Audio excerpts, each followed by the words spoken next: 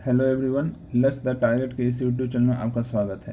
तो पिछले क्लास में हमने पढ़ा था कि ब्लड्स को जब बांटा था कि रक्त में होता क्या है, तो उसमें देखा था कि रक्त में लगभग 55% प्लाज्मा पाया जाता है जो लिक्विड फॉर्म में होता है, और 45% है से कोशिका या रुधिराणु होता है जिसे सेल्स या कॉर्पसल शिशु कहा जाता है। तो उसमें मैंने बात किया था कि रुधिराणु कितने होते हैं, 3 होते हैं, आरबीसी, डब्ल्यूबीसी और एक प्लेटलेट्स। ये 3 रुधिराणु होते हैं जिनके बारे में हम आज ऐसे पढ़ेंगे पूरे डिटेल में कि 3 रुधिराणु कौन कौन होते हैं और इसका क्या क्या काम होता है हमारे रक्त में। तो जैसे मैंने अभी बताया कि कॉर्पसल्स 3 होते हैं, आरबीसी यानी कि रेड ब्लड सेल्स, लाल रुधिराणु या लाल रक्त कोशिका, डब्ल्यूबीसी यानी वाइट ब्लड सेल यानी श्वेत रक्त कोशिका, और तीसरा हो गया प्लेटलेट्स। ये याद रखना है। इसके बारे में पूरा डिटेल से बारी बारी से देखते हैं और उसके बाद इसको ऐसे रिलेट करके भी तीनों को एक दूसरे से देखेंगे।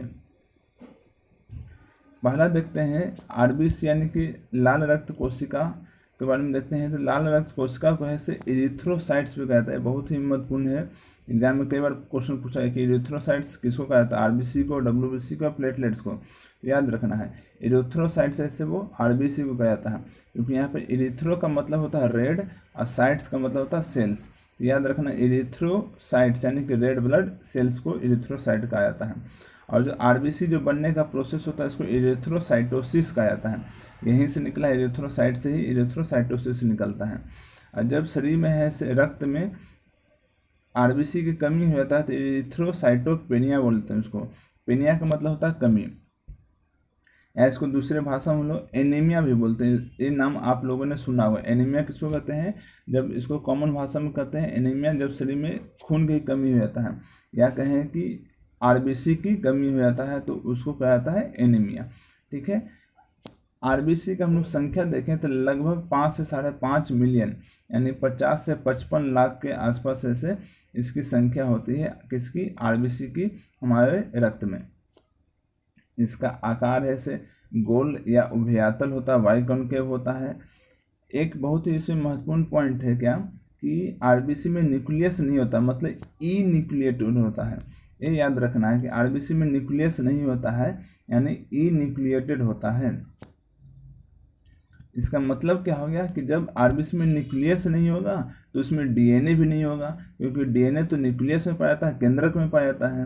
तो जब केंद्रक नहीं होगा तो उसमें डीएनए भी नहीं होगा, और जब डीएनए नहीं होगा तो उसका विभाजन भी नहीं होगा।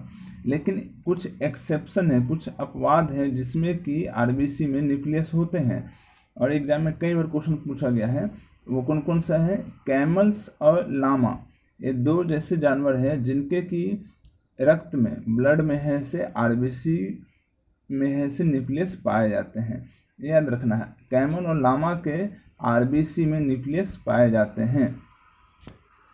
आगे देखें तो ये भी क्वेश्चन कई बार पूछा जा चुका है कि आरबीसी का फॉर्मेशन कहाँ होता है, मतलब आरबीसी का निर्माण कहाँ होता है।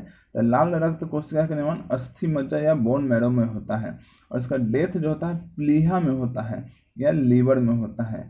बच्चों में है से लीवर में इसका डेथ होता है, और लीवर में ही इसका है से फॉर्मेशन भी होता है। लेकिन बड़ों में स्प्लीन में यानी प्लीहा में है से इसका फॉर्मेशन होता है।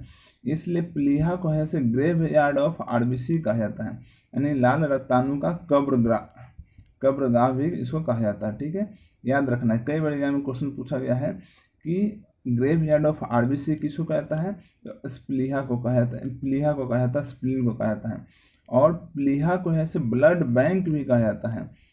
प्लीहा को क्या कहता है, ब्लड बैंक भी कहा जाता है, और इसको ग्रेवयार्ड ऑफ आरबीसी भी कहा जाता है। ये भी याद रखना। एक चीज और बिंदु है कि इसका पीरियड कितना होता है, लाइफ पीरियड कितना, मतलब इसका जीवन काल कितना होता है आरबीसी का। तो आरबीसी का जीवन काल है से लगभग 120 दिन होता है, मतलब 120 दिन के बाद आरबीसी अपने आप इसकी मृत्यु हो जाती है। इसलिए कहा जाता है कि जब किसी को है से हम लोग रक्तदान करते हैं, ब्लड डोनेशन करते हैं, तो 3 से 4 महीना के बाद है से दोबारा हम लोग दे सकते हैं, मतलब 3 से 4 महीने का गैप होना चाहिए।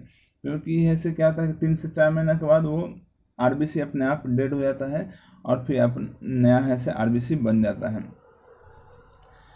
एक चीज़ है से कई बार एग्जाम में पूछा गया है कि आरबीसी में आपने देखा हो कि आरबीसी का रंग कैसा होता है, तो उसका रंग है से रेड कलर का होता है, लाल रंग का आरबीसी होता है। क्यों होता है, तो उसमें है से क्या होता है, आयरन पाया जाता है, लोहा पाया जाता है, इसलिए है से आरबीसी रेड कलर का होता है, यानी कि हेमोग्लोबिन के वजह से, हेमोग्लोबिन उसमें मौजूद होता है जिसके वजह से वो रेड कलर होता है। और हेमो का मतलब क्या हो गया, हेमो का मतलब है कि आयरन। आयरन का कौन सा फॉर्म होता है, तो फेरिक फॉर्म होता है, मतलब कि एक फेरिक होता है, एक फेरस होता है, तो फेरिक फॉर्म से आरबीसी में पाया जाता है, जिसकी वजह से वो उसका रंग, ब्लड का ऐसे रंग क्या होता है, लाल होता है, मतलब ब्लड के लाल रंग है से इसी आयरन या हेमोग्लोबिन की वजह से होता है, और आयरन का इसका फेरिक फॉर्म में पाया जाता है। एक और इसका बहुत ही इम्पोर्टेंट पॉइंट है कि जब कभी हम ऊंचाई पर जाते हैं, किसी हाइट पर जाते हैं, तो हाई एल्टीट्यूड मतलब कि ज़्यादा ऊंचाई पर आरबीसी की संख्या बढ़ जाती है। तो ये याद रखना, ये क्वेश्चन डायरेक्ट पूछा गया है कि हाई एल्टीट्यूड पर आरबीसी इंक्रीज होता है कि डिक्रीज होता है। याद रखना, ऊंचाई पर जाने पर आरबीसी की संख्या बढ़ जाती है, क्योंकि ऊंचाई पर जाने पर क्या होता है कि प्रेशर कम हो जाता है, हमें ज़्यादा ऑक्सीजन की जरूरत होता है, और ज़्यादा ऑक्सीजन कौन सप्लाई करता है, ये आरबीसी है ऑक्सीजन सप्लाई करता है। तो जब आरबीसी की संख्या बढ़ेगी नहीं तो शरीर को है से ज़्यादा मात्रा में ऑक्सीजन नहीं मिल पाएगी, तो इसलिए है से हाई एल्टीट्यूड पर आरबीसी की संख्या बढ़ जाती है। आगे हम लोग डब्ल्यूबीसी के बारे में देखते हैं। तो डब्ल्यूबीसी को जैसे आरबीसी का है, अब यहाँ से रिलेट करते हुए बताते हैं। जैसे आरबीसी का साइंटिफिक नेम क्या हो गया, इरिथ्रोसाइट्स, तो डब्ल्यूबीसी का साइंटिफिक नेम क्या हो गया, ल्यूकोसाइट्स। डब्ल्यूबीसी का साइंटिफिक नेम ल्यूकोसाइट होता है।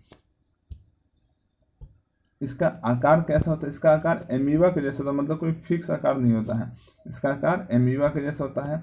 और इसका भी फॉर्मेशन बोन मैरो अस्थि मज्जा में होता है, जैसे आरबीसी का होता था। और डेथ इसका भी प्लीहा में यानी स्प्लीन में होता है।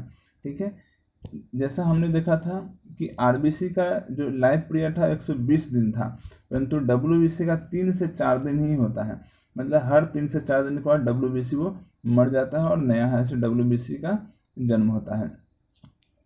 आरबीसी का संख्या से 5 से 5.5 मिलियन था, मतलब 50 से 55 लाख था, लेकिन डब्ल्यूबीसी का संख्या जो था पर मिलीमीटर जो होता है वो 6000 से 8000 होता है, यानी 1 मिलीमीटर क्यूब रक्त में 6000 से 8000 डब्ल्यूबीसी होता है। अगर इतना आपका डब्ल्यूबीसी है, कभी आप जब खून का जांच करवाने जाइएगा तो वहाँ पर देखिए कि नॉर्मल जो इंसान होता है उसका 6 से 8000 पर मिलीमीटर क्यूब उसका डब्ल्यूबीसी होता है। तो अगर आपके इस रेंज में है तो मतलब आपका रक्त है से ब्लड नॉर्मल उसमें डब्ल्यूबीसी है। ठीक है, तो दूसरा चीज़ देखें एक बहुत ही इंपॉर्टेंट पॉइंट कि जैसे मैंने बताया था कि आरबीसी में न्यूक्लियस नहीं होता, यानी वो इनन्यूक्लिएटेड होता है, परंतु डब्ल्यूबीसी न्यूक्लियस होता है, यानी वो न्यूक्लिएटेड होता है। जब न्यूक्लियस होगा तो उसमें डीएनए भी होगा और उसका विभाजन भी होता है। तो इसमें कौन सा विभाजन होता है, तो इसमें याद रखना समसूत्री विभाजन होता है, यानी मिटोसिस होता है। समसूत्री विभाजन क्या हो गया, जैसे मान लीजिए कि डब्ल्यूबीसी है, ये 2 भाग में बट जाएगा और एक भाग इधर बन जाएगा और एक भाग ये डब्ल्यूबीसी, फिर ये 2 भाग में बट जाएगा, मतलब कि 2 बराबर भागों में ये बट जाता है और इसी तरीके से डिवाइड होते होते ये बढ़ते जाता है। परंतु होता क्या है, एक बीमारी आप लोग सुनेंगे ब्लड कैंसर का नाम, जिसे ब्लड कैंसर दूसरे भाषा में ल्यूकेमिया भी बोला जाता है। इसमें क्या होता है कि डब्ल्यूबीसी का अनकंट्रोल्ड ग्रोथ होता है, मतलब कि एक तो ये बट